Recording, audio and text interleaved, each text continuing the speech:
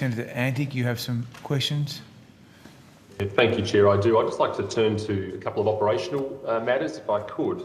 Australia Post has a system of postmarking letters. I think it's a system that records when and where the letters are sent, dates and times, that sort of thing. You often see it at the top of the letter. It's come to my attention that letters going out at the moment are using the phrase "be safe and vaccinate," great big thumbs up. The question I've got is, why is Australia Post giving Australians medical advice? That's a good question, Senator, and I may refer that to Nick MacDonald, who's our head legal counsel. We do encourage people across our business and using the mediums that we have in many things, whether it be mental health and well-being, whether it be celebration of things like our Indigenous past.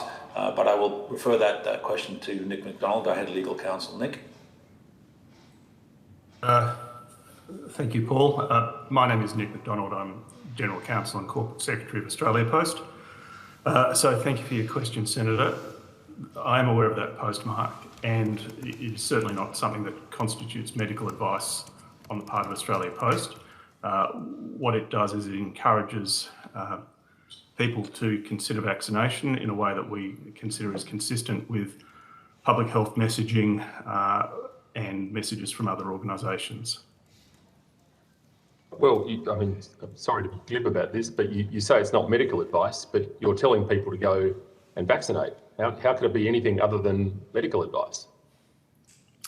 Thank you, Senator. I don't agree that we're telling people to get vaccinated.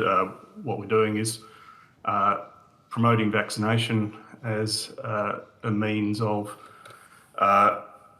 responding to the COVID pandemic that we're all facing, and as an organisation, as are many other organisations, we took the view that it's appropriate to encourage our team members and our extended workforce, as well as our customers, to consider vaccination.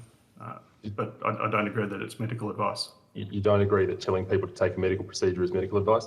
But who makes the decision to do this? And is it part of a policy position or platform that Australia Post has? So my recollection is that decision was one that was discussed by the executive team, and it is not part of a particular platform or program, Senator. Yeah. And does Australia Post give out any other medical advice? Do you tell people to go and take blood tests or have endoscopies or angiograms or any other invasive medical procedures? As I said, Senator, we don't consider that particular postmark to be medical advice, but the organisation's not in the practice of giving medical advice, Senator. So it's just this one-off? Well, as I've said, I don't consider it medical advice. Do you think it's appropriate advice, or do you think that's a matter between a person and their general practitioner? The decision about whether to get vaccinated is a personal one, but I nevertheless think it's appropriate for us as an organisation to encourage people to consider vaccination, and that is the intent of that postmark. And will Australia Post mandate vaccinations for its employees, and will it have any other vaccine mandate policies that it spreads out throughout its operations, its centres, its post offices?